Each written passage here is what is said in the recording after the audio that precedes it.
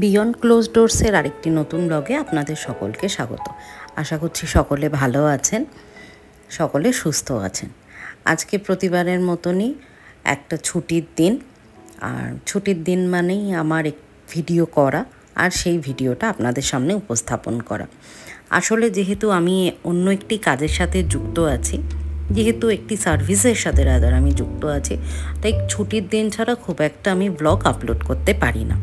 তাই আজকে যেহেতু ছুটির দিন, তাই আমার কাছে আরেকটা সুযোগ, সেই সুযোগ অনুযায়ী ছোট্ট একটু ভিডিও করে আপনাদের কাছে উপস্থাপন করার চেষ্টা করলাম। মাত্র যেটা বললাম আজকে ছুটির দিন, সেই জন্য একটু ঘুরতে বেরোনো। এখন মোটামুটি কিন্তু একটু বিকেলের দিকে ঘুরতে ঘুরতে আমি যাচ্ছি আমার হাউজিংয়ের দিকে, যেখানে আগে আমি থাকতাম। এখন ওখানে আমি থাকছি না। তার ভেতরটা কিন্তু ভীষণ সুন্দর, একদিন আপনাদের ভেতরটা ঘুরিয়ে দেখাবো। যখন বেরিয়েছিলাম তখন আকাশে মেঘ থাকলেও কিন্তু বৃষ্টি ছিল না।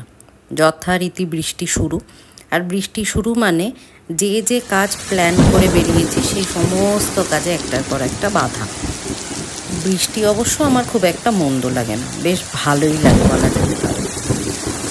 এই এত বৃষ্টির আরেকটা কারণ কিন্তু আজকে শুভ রথযাত্রা। ছোট থেকেই জেনে এসছি যে আর কোনো দিন বৃষ্টি হোক না হোক, রথযাত্রার দিন কিন্তু বৃষ্টি হয়ই হয়।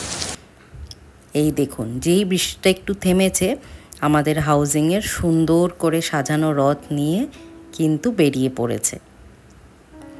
এত ভিড় ছিল আপনাদের বলে বোঝাতে পারবো না, তাই শুধুমাত্র কটা ক্লিপই আমি তোলার সুযোগ পেয়েছি। সুন্দর করে জগন্নাথ, বলরাম, সুভদ্রাকে সাজিয়ে তাদের সিংহাসনে প্রতিষ্ঠা করা। রথ টেনে মনটা একদম ভালো হয়ে গেছে। চলুন এবার বাড়ি ফিরি। বাড়ি এসেও গেছি যথারীতি। বাড়ি এসে তো রান্নাও করতে হবে, সাথে খেতেও হবে।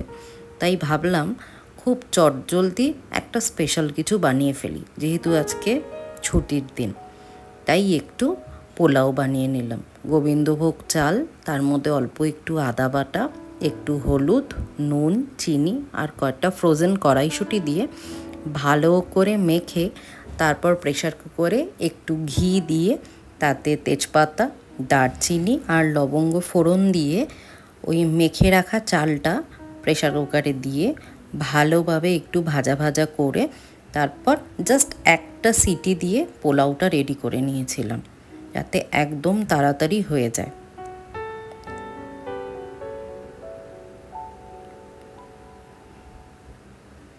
মাইক্রোওয়েভে আগে থেকে একটু জল গরম করে রেখেছিলাম। চালটা ভাজা হয়ে গেলে এই প্রেশার কুকারের মধ্যে জলটা দিয়ে জাস্ট একটা সিটি দিয়ে গ্যাসটা বন্ধ করে দিয়েছি।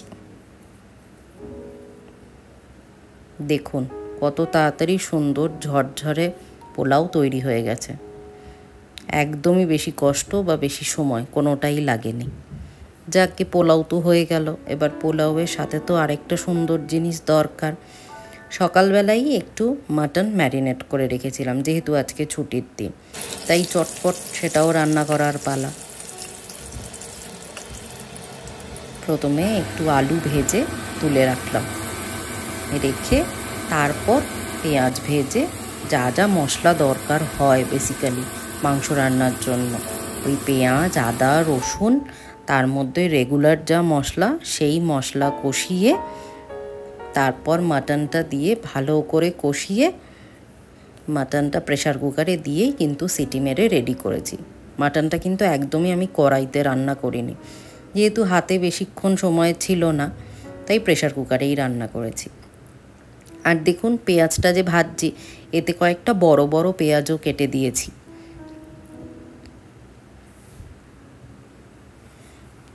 মাটনটাতে ইটসেলফ যেহেতু অনেকটা তেল থাকে আর খুব হেভি, সবসময় খুব একটা খাওয়াও হয় না, তাই একদম অল্প তেলেই আমি মাটনটা রান্না করছি। প্রথমে আসলে প্ল্যান ছিল একটু মাটন স্টু টাইপের কিছু বানাবো, কিন্তু আর ইচ্ছা করলো না। ভাবলাম যে সবসময় তো খাওয়া হয় না, তো একদিন দুদিন একটু স্পেশাল করে রিচ করে খাওয়াই যায়, তাই মাটন কষাই বানিয়ে নিলাম।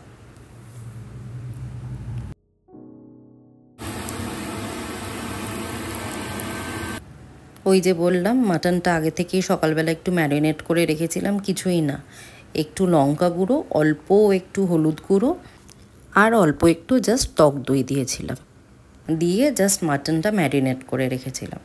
মাটনে নুন পর্যন্ত দিইনি।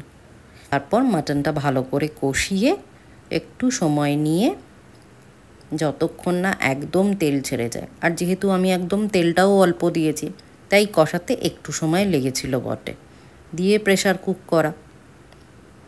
ব্যাস, মাটনের লাল পাতলা ঝোলও কিন্তু রেডি, পোলাও রেডি, মাটনও রেডি। তবে আর দেরি কেন, খেতে বসে যাই। ডিনারটা কিন্তু অলরেডি আমি সার্ভ করে দিয়েছি একদম গরম গরম। ছুটির দিনের ডিনার পোলাও আর মাটন একদম পুরো জমে গেছে। যাকগে, আজকে আমার ভিডিও আমি এখানেই শেষ করছি। আশা করছি আমার আজকের উপস্থাপনা আপনাদের ভালো লেগেছে। যদি আমার ভিডিও ভালো লাগে তাহলে অবশ্যই কিন্তু লাইক আর সাবস্ক্রাইব করে দেবেন। আর সকলে সুস্থ থাকবেন, ভালো থাকবেন। আবার দেখা হবে পরবর্তী একটা ব্লগে। ততদিন সকলে কিন্তু ভালো থাকবেন।